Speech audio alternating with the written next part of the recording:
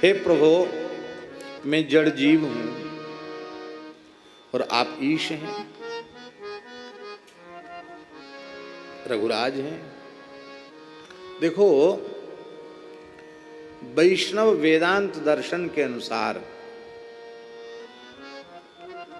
ईश्वर को नियामक माना गया। ईश्वर को यहां वैष्णव सिद्धांत के अनुरूप गोस्वामी जी भाव दे रहे हैं।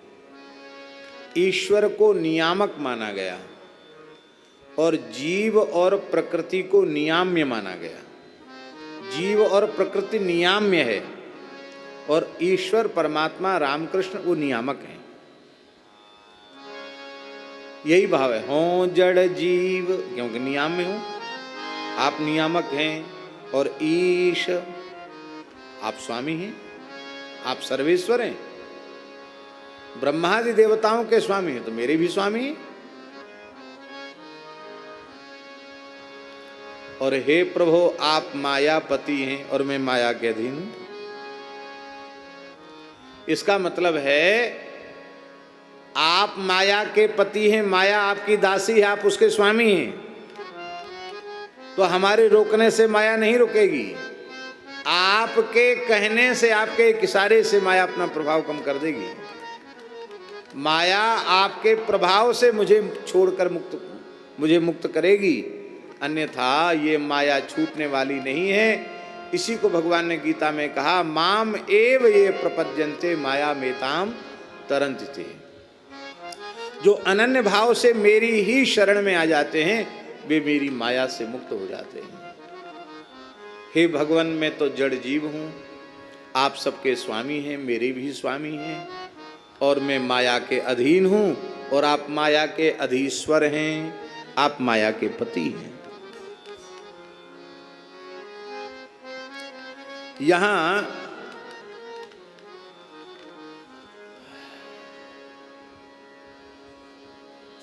मैं माया के अधीन हूं, इसका मतलब है मैं अपने स्वरूप को भूला हुआ हूं, बंधन मोक्ष की परिभाषा को भूला हुआ हूं। आपके स्वरूप को, अपने स्वरूप को भूलने के कारण ही संस्कृति के चक्र में पड़ा हुआ हूं। यही माया है। अर्थ पंचक के तत्व से शून्य हूं। अर्थ पंचक का तत्व जिसे मालूम नहीं है वही जड़ जीव है।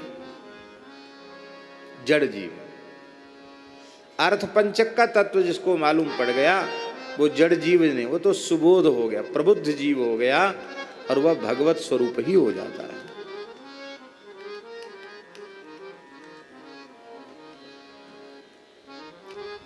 प्रबुद्ध जीव का स्वरूप क्या है?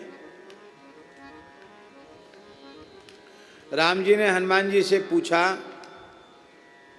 कस्त्वम, तुम कौन हो? कहा त्वम, तुम कौन हो? तो हनुमान जी हंसने लगे उस सरकार के प्रश्न को सुन करके। आप ही हमसे पूछ रहे कि तुम कौन हो?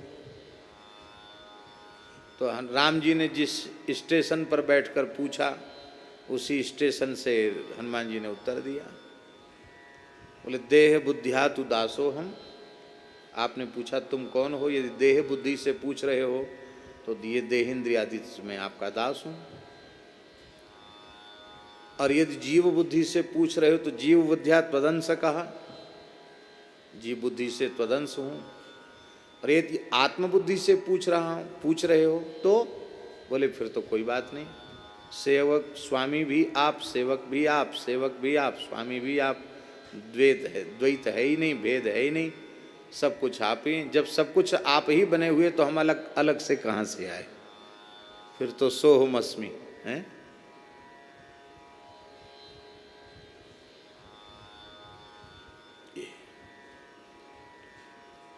अर्थ पंचक क्या है ये सब लोगों को समझ लेना चाहिए।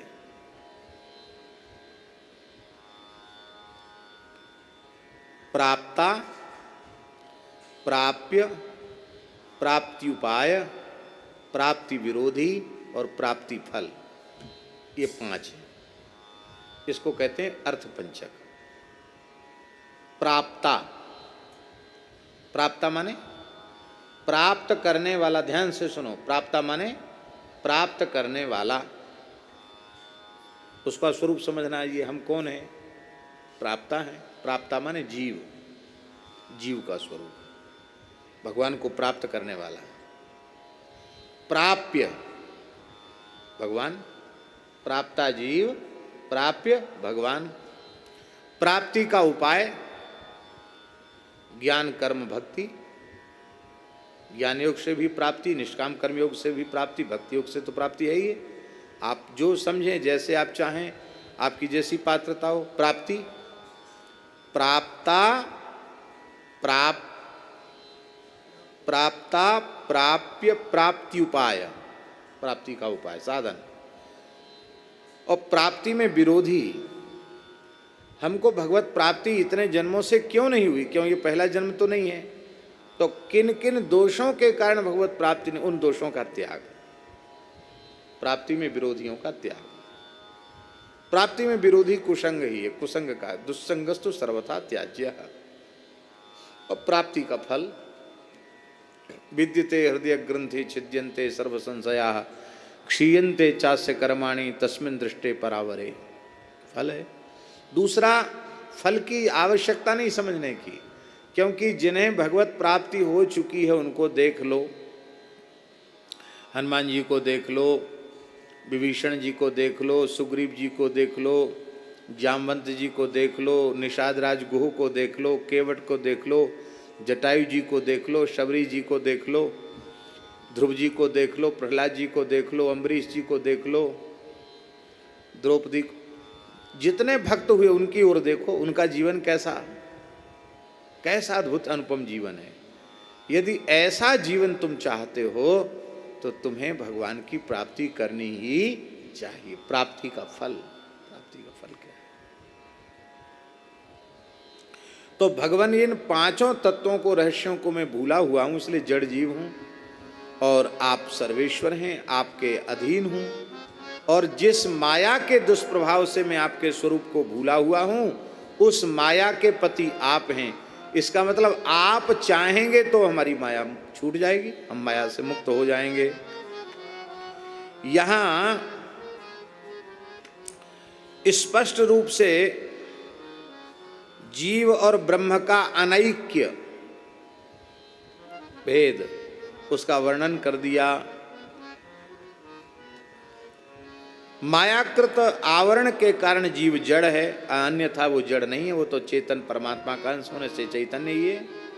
चिदंश, सदंश, चिदंश और आनंदांश है, और परमात्मा सदघन, चिदघन और आनंद घन है, ऐसा है।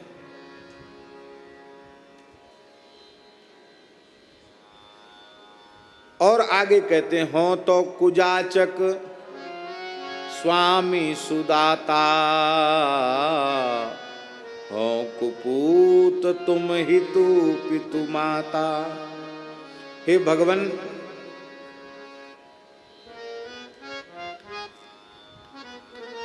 एक तो सुजाचक होते हैं और एक कुजाचक होते हैं। सुजाचक कौन होते हैं? सुजाचक वे होते हैं अच्छे मांगने वाले, वो ऐसे ही नहीं मांगेंगे, पहले दाता के पास जाएंगे तो दाता की बड़ी बड़ाई करेंगे। अरे आपका क्या कहना, आप तो बड़े उदार हो, बड़े ऐसे हो वैसे हो। आपको कोई कहता है कि इतना दो तो आप तो सब कुछ देने के लिए तैयार हो जाते हैं, पर आपसे कोई छल कपट करता तो फिर आप उसको उसकी असलियत भी बता देते हैं। आप तो बहुत अच्छे हैं, इतनी प्रशंसा के पुल बांध देगा कि कंजूस भी होगा तो भी उसका मन करेगा भैया इतनी देर से जस गा रहा है, इसको कुछ न कुछ तो दे ही देना चाहिए। इसको कहते सुजाचक। भगवान बलि की यज्ञशाला में गए,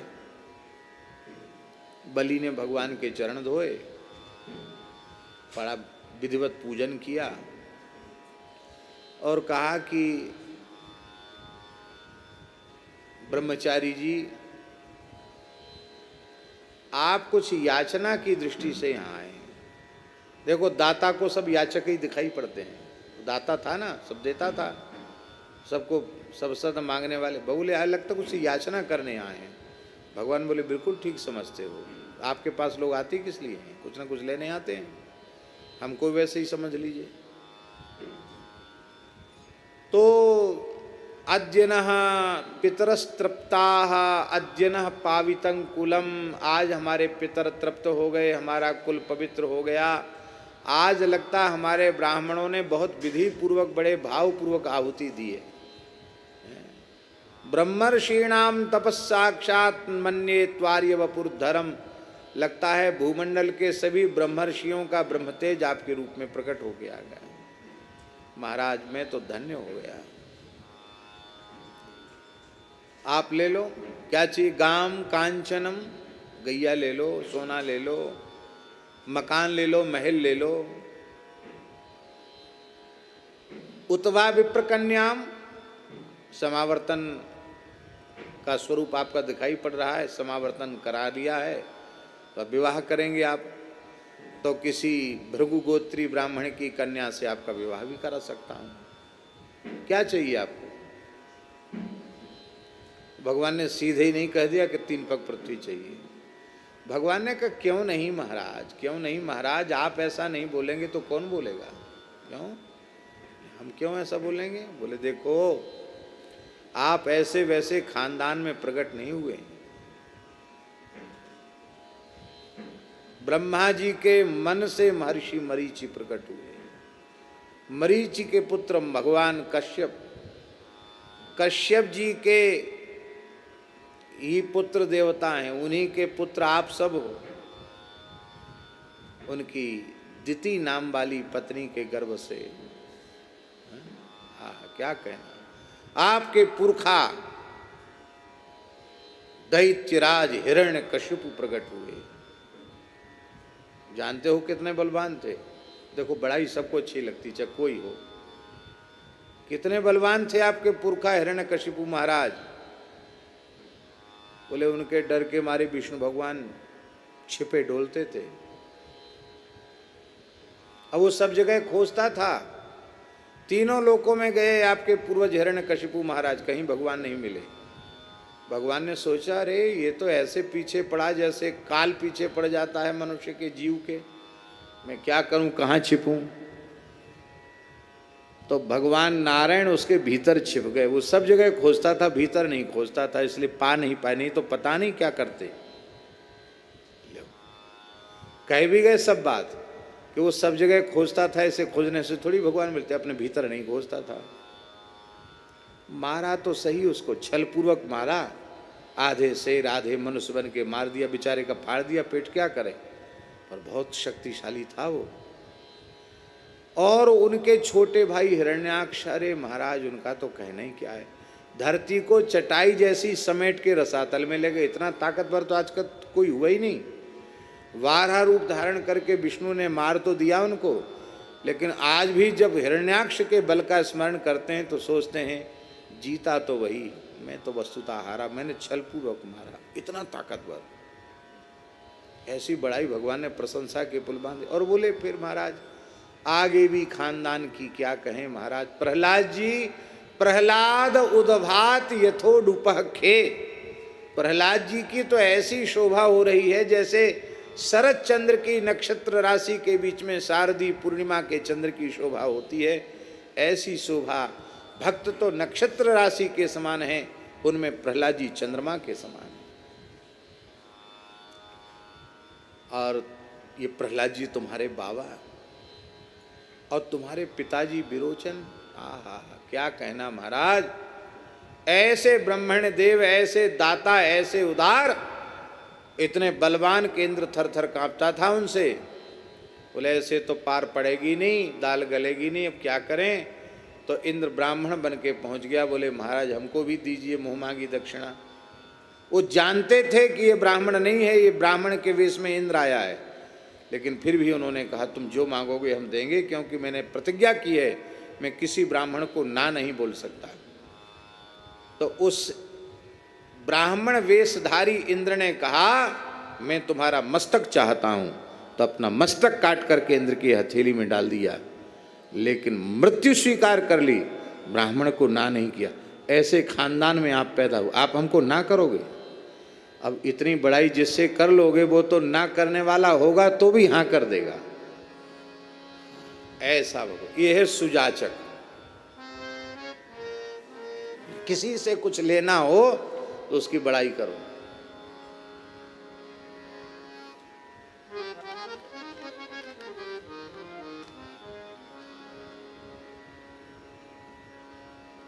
बलि बोला महाराज आपकी उम्र तो बहुत ज्यादा नहीं, बालक ही हैं आप।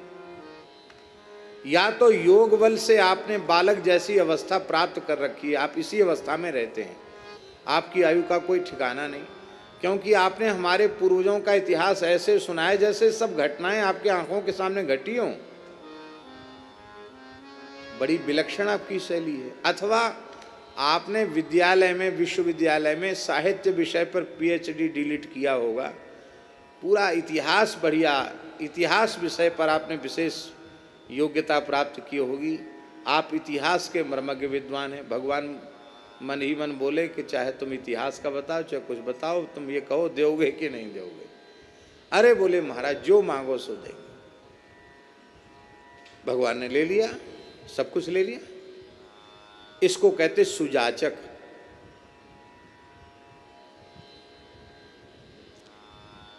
गोस्वामी जी कहते हैं हो तो कुजाचक, मैं सुजाचक नहीं, मैं कुजाचक हूं। क्यों?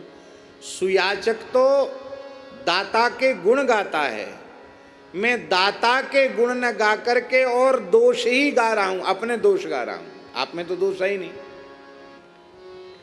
आपका गुणगान करना चाहिए तो मैं घिघिया रहा हूं, रो रहा हूं प्रभु, आपका गुणगान नहीं कर पा रहा हूं। जैसा गुणगान मुझे करना चाहिए वैसा गुणगान भी मेरे द्वारा आपका हो नहीं रहा है।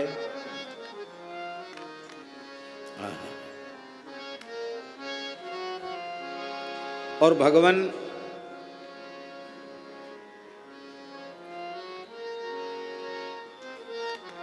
अथवा ऐसा समझो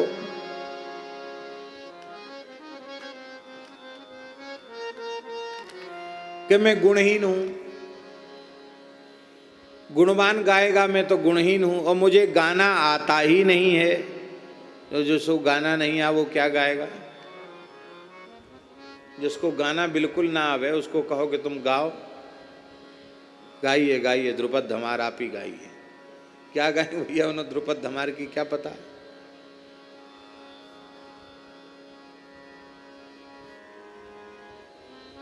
एक बहुत अच्छे संगीत के विद्वान थे पंडित श्री वृंदावन गंगेले जी। तो महाराज जी आते तो कभी सुनाते थे। बहुत अच्छे शास्त्रीय संगीत के विद्वान थे। तो अब शास्त्री वाले तो आ ही आ करते हैं। तो महाराज जी को जब वो सुनाते थे तो गांव देहात के छोटे छोटे बच्चे सब जोर जोर से हंसते थे, आ करते करते देख करके हैं? और फिर वो तो चले जाते सुना के, और बच्चों को बस नकल करते उनकी, आ करके सब नकल करते उनकी। अब उनको क्या पता कि आ करने का साधन कितना कठिन है। एक गांवड़े का आदमी बोला है पंडित जी बंद करो, आ करोगे कछु पद भजन कछु सुनाओ, को कीर्तन सुनाओ। क्या सुनाएंगे कीर्तन? अब बड़ा ख्याल गाते हैं तो पता ही नहीं चलता गा क्या रहे हैं। तो जिसको गाना बिल्कुल ना आता हो उसको गाने के लिए बिठा दिया, क्या गाएगा? हे नाथ, ऐसे ही मुझे आपका गुणगान करना आता कहाँ है? आता होता तो मैं गा लेता तो सुयाचक हो जाता, सुयाचक नहीं बन पाया। आशय समझ रहे नहीं? आशय यह है कि नहीं कुयाचक हूँ, सुयाचक बना दीजिए, आप दे दीजिए हमको गाने की कला दे दीजिए, मैं भी आपका गुणगान गाऊंगा। जैसे नारद जी गाए, सुखदेव जी गाते हैं, सनकादिक गाते हैं, मुझे भी गाने की योग्यता दे दीजिए तो मैं भी आपका गाऊंगा गुण। पर मुझे आपने योग्यता नहीं दी गाने की, मैं कैसे गाऊं? इसलिए मैं कुजाचक हूं। और भगवान तुम स्वामी सुदाता हो। अथवा ऐसा है कि आप जैसे उदार दाता को प्राप्त करके भी मैं भोग मांग लेता हूं, इसलिए कुजाचक हूं। नाशवान पदार्थों को मांग लेता हूं, इसलिए कुजाचक हूं। अथवा प्रेम को छोड़कर मैं आपसे मोक्ष मांग लेता हूं, मुक्ति मांग लेता हूं। मुक्ति देकर आप मुक्त हैं, आप तो मुक्त है ही हैं, पर मुक्ति देकर जीव मुक्त हो गया, मुक्ति प्राप्त करके मुक्त हो गया। और भक्ति प्राप्त करके आपको स्वयं को प्रेम बंधन में बंधना पड़ता है।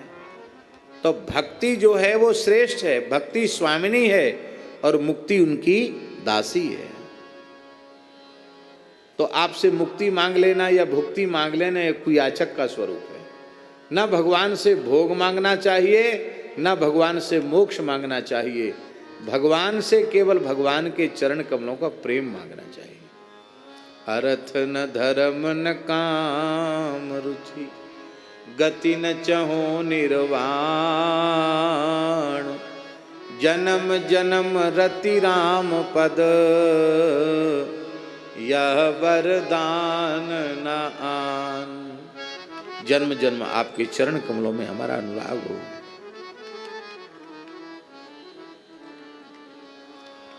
आप सुदाता हैं और हों कुपूत। मैं कुपूत हूं। कुपूत क्यों हूं? कुपूत कहते किसको हैं?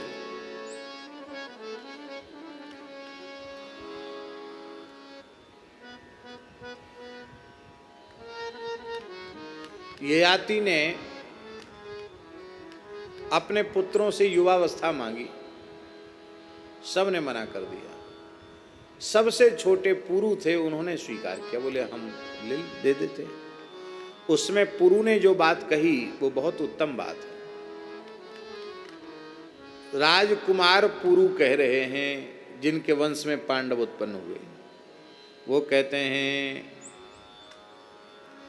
उत्तमश्चिंतितं कुर्यात् प्रोक्तकारी तु मध्यमः, अधमो श्रद्धया कुर्याद करतोच्चरितं पितुः। उत्तम पुत्र अथवा उत्तम शिष्य वही है जो गुरुजनों को, पिता को कहना न पड़े, उनके मन के रुख को देखकर अपने आप कार्य को संपादित कर दे। चिंतितम कुर्यात, मन में जो आया उसको पहले से ही कर दिया।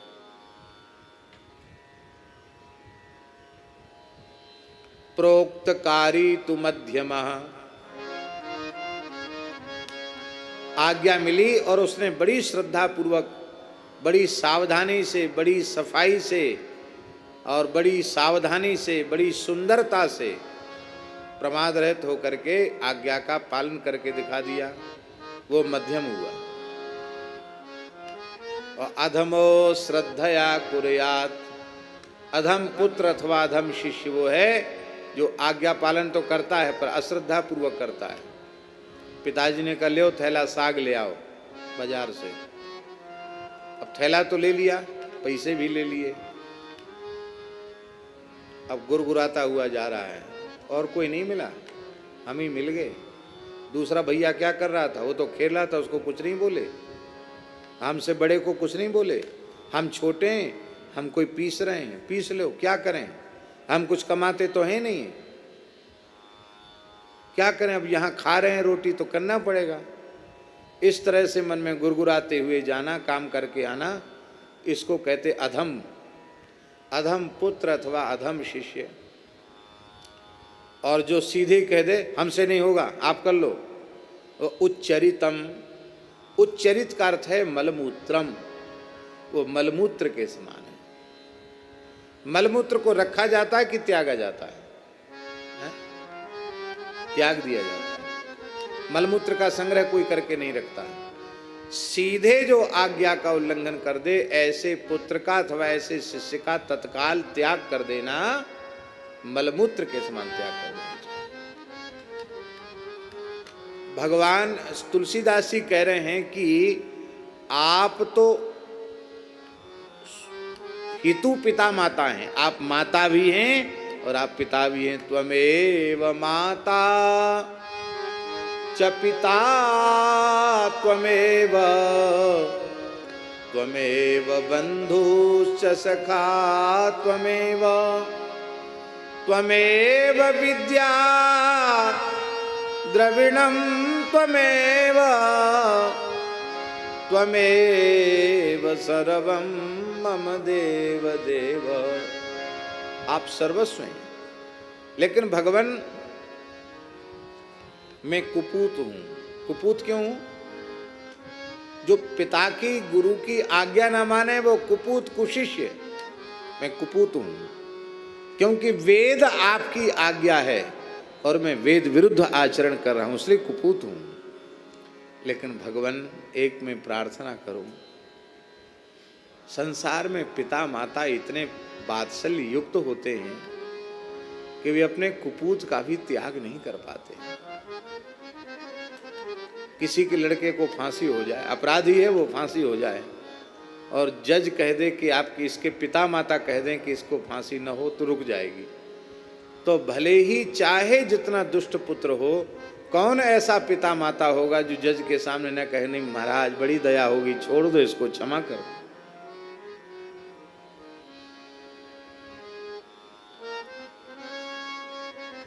देखा तो ऐसा जाता है कि सुपुत्र पर माता पिता को ज्यादा बहुत ध्यान नहीं होता है, तो समझते योग्य है, जहां जाएगा ठीक से अपना सब कर लेगा।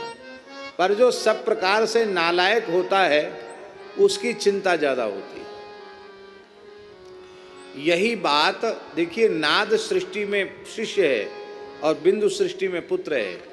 ठीक इसी प्रकार से जो धर्म कर्म आदि से संपन्न शिष्य होते हैं उनका गुरुजी को बहुत ध्यान नहीं होता है, पर जो ज़्यादा दीर्घसूत्री प्रमादी और बहुत ज़्यादा ऐसे होते उनकी चिंता ज़्यादा होती कि भैया आ तो गए भगवान की शरण में, अब ये भटक न जाए, भगवान कृपा करें ठीक ठाक हो जाए, ये ज़्यादा उसकी चिंता रहती है। इसलिए आदि शंकराचार्य भगवान ने कहा पृथिव्याम पुत्रास्ते जननी बहवः सन्ति सरला, परम तेषां मध्ये विररतरलोऽहं तव सुतः, मदीयोऽयं यो त्यागः समुचितमिदं नो तव शिवे, कुपुत्रो जायेत क्वचिदपि कुमाता न भवति। हे भगवती, हे जगत जननी, धरती पर सब आपके पुत्र ही हैं। पृथिव्यां पुत्रास्ते जननी, हे माता, बहवः सन्ति सरला, सीधे साधे सरल तो बहुत हैं, लेकिन परम तेषां मध्ये विरल तरलो हम तव सुता। मैं सबसे अलग हूँ, विरल हूँ, तरल हूँ, बड़ा क्षुद्र हूँ।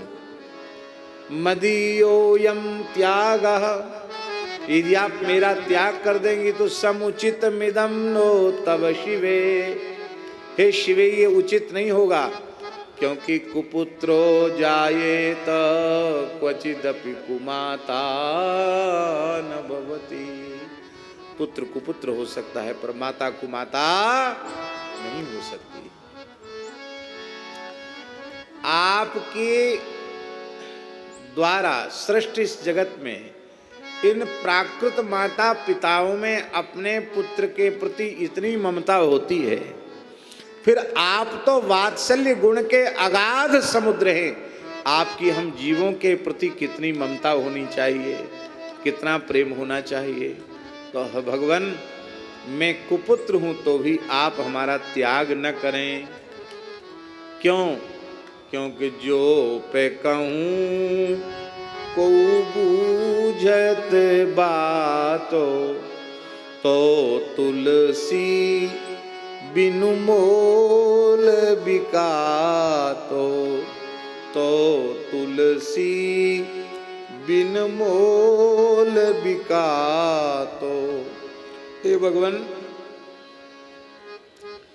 यदि आपको छोड़कर मेरा दूसरा कोई गाहक होता तो अब तक में आपके लिए रह थोड़े ही जाता। कोई हमारा खरीदार होता तो हमको खरीद ले गया होता, पर भगवान इस खोटे माल को तो आप ही लेने वाले हैं, कोई लेने वाला है नहीं, आप ही इसको स्वीकार करेंगे। मैं दूसरे के हाथ नहीं बिका, क्यों? क्योंकि मैं आपको छोड़कर दूसरे के लायक हूं नहीं। इसी को कहते हैं अनन्यार्हत्व। ये तीन आकार जो है ना शरणागति में, अनन्य भोग्यत्व, अनन्य शेषत्व और अनन्यार्हत्व, ये तीनों आकार जिसमें होते हैं उसको वैष्णव कहा जाता है। अकारत्रय संपन्नाः महाभागवता स्मृताः, वे ही वैष्णव कहे जाते हैं, वे ही भागवत कहे जाते हैं जो अकारत्रय संपन्न है। अपने आप को भगवान के ही लायक समझना। लोग कहते क्या करें, हमारा संसार छूटता नहीं। आप संसार के लायक बने हुए, संसार कैसे छूटेगा? आप संसार की दृष्टि में नालायक सिद्ध हो जाओ, संसार अपने आप छूट जाएगा। आप लायक बने रहिए तो हॉस्पिटल में भी इंजेक्शन लगा लगा के लोग अंगूठा करवाएंगे। आप काम के तो बने रहिए, और पता चल जाए कि वे किसी काम के नहीं है, बस जैसी है ना जाओ। हमारे महाराज जी सुनाते थे, हमारे महाराज जी सुनाते थे कि एक वृद्ध थे, उन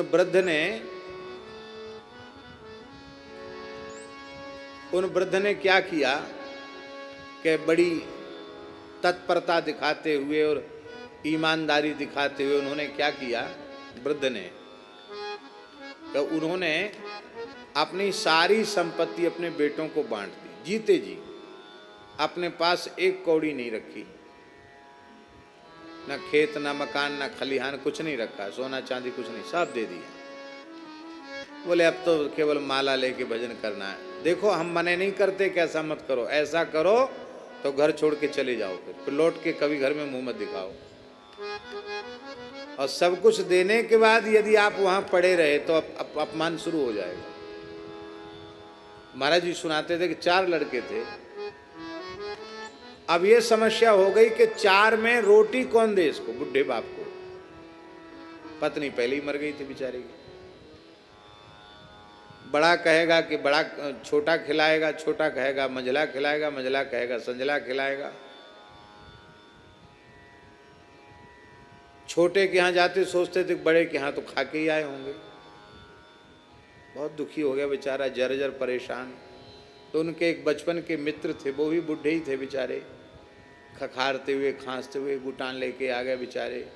बूढ़े बूढ़े बैठते हैं तो खूब बातें करते हैं, मित्र तो थे ही।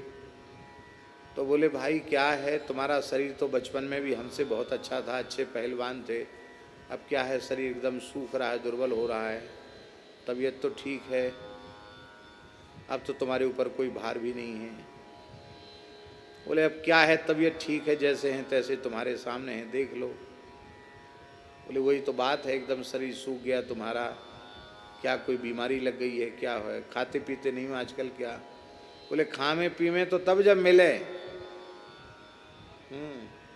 4 मकान हैं, न कहीं रहने का हमारे लिए ठौर है, न कहीं भोजन का ठौर है। जहाँ जाते सोचते कि उसने खिला दिया होगा, उसने खिला दिया होगा, हमको कोई पूछने वाला नहीं। मित्र ने कहा कि तुम रहते कहाँ? रहे तो कहाँ, घर में ही रहते। बड़ा मकान था, उसी में हिस्से बांट दिए थे, 4 हिस्से, तो उसी में एक जगह है, उसी में हम रहते हैं। वो भी ऐसा कमरा हमको दे रखा है जिसमें कोई इन लोगों के किसी उपयोग में नहीं आता, उस कमरे को हमको दे रखा है। और ये और कह देते हैं कि ज़्यादा परेशान मत किया करो, आप राम राम करो, भजन करो, रोटी आ जाए तो खा लिया करो।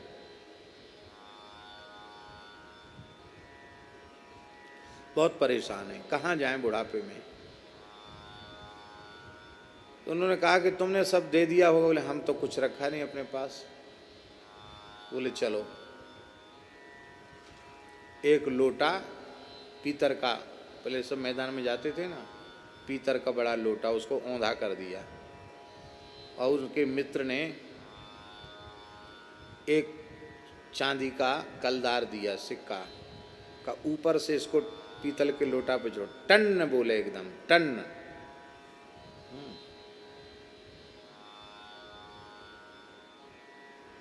फिर उसको कहने ले भर गया से कहना कुछ नाटक कर, पूरी रात उसी को उठा के ना, उसी को रखना, उसी को गिरना, उसी को करना। पूरी रात गिना उन्होंने, 1 टन, 2 टन, 3 टन, रात भर गिना। अब सबकी नींद खुल गई। बोले अब पिताजी को आज हो क्या गया है। और ये और कह दिया था कि वो अब ताला हम देखो दे के जा रहे, कहीं घूमने फिरने जाया करो, बड़ा ताला लगा के चाबी अपने पास रखा करो। और एक खंती दे गए कि हाँ गड्ढा खोद लेना, थोड़ी लिपाई उपाई भी कर लेना। रात भर बुढ़े ने जो मित्र ने बताया था सब काम किया, था कुछ नहीं, ऐसे ही गड्ढा खोद लिया, गड्ढा खोद के ऊपर से लिपाई पुताई भी कर दी। रात भर पैसा गिरता रहा। चारों लड़कों ने पक्का कर लिया। बोले भैया अभी दिया नहीं, पिताजी के पास बहुत है, पूरी रात गिने, पता नहीं कितना धन है इनके पास। बोले भाई अब तो इनकी सेवा करो। बोले अब इनको मनाना नहीं, अब इनको डांटना फटकारना, कोई कुछ कहे तो खूब जोर से फटकारना। बोले हम किसी के सहारे नहीं, ऐसे बोलना। लोगों ने कहा भाई सहारे तो नहीं, पिताजी आप पे माल तो बहुत है। तो एक अलमारी थी कमरे में, उस अलमारी में खूब जोर का ताला लगा के रखा था, बड़े बड़े ताले होते ना, ताला लगा के रखा था। कमरे का भी ताला लगा के रखता था। जब वो बुढ़ा मर गया तो चाबी तो पंचों के पास जमा हो गई। बोले बहुत माल है पूरी अलमारी में, हल्ला मच गया था। तो बोले पहले 13 ही कर लो, इसके बाद में हिस्सा बांट होगा चारों में, पंचों पंच परमेश्वर के सामने। 13वीं खूब बढ़िया से हो गई। तो जैसे ही अलमारी खोली तो उसमें ईंट पत्थर भरे थे। बोलो वृंदावन बिहारी लाल की। 1 रुपए को 1 रुपए से ठग लिया। कुछ नहीं था, 1 रुपया ही था, उसमें कुछ नहीं था।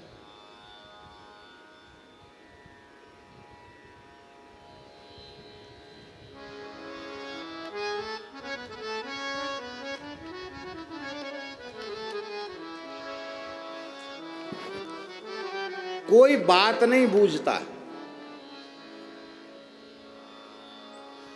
जैसे उस बुढ़े की दशा भई, ऐसी दशा जीव की हो जाती है। कोई बात बूझने वाला नहीं। लेकिन हे भगवान, यदि कोई बात बूझने वाला होता तो मैं उसके हाथ बिक जाता, पर मैं तो केवल आपके ही योग्य हूं। आपको छोड़ करके मैं और कहीं भी नहीं जा सकता। बोलो भक्तवत्सल भाव भगवान की जय। जय जय श्री राधे। 12:30 हो रहा है, 12:35। यहीं विराम कर देते हैं। कल 178वां पद नहीं हो पाएगा क्योंकि अभी 3 दिन बीच में विराम है।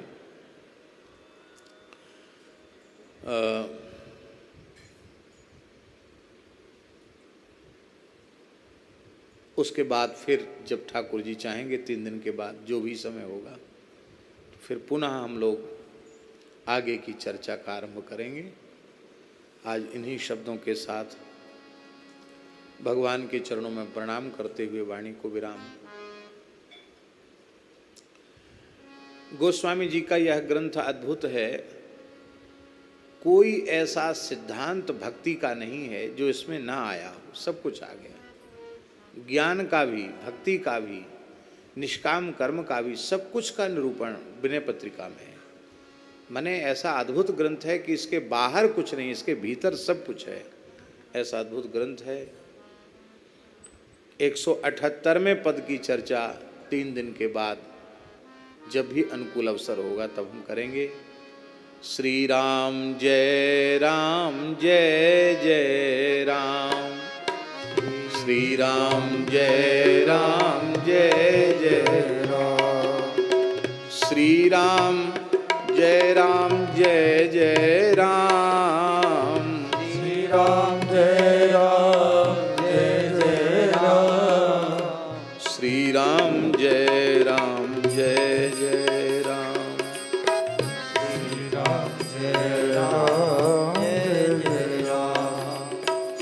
श्री राम जय राम।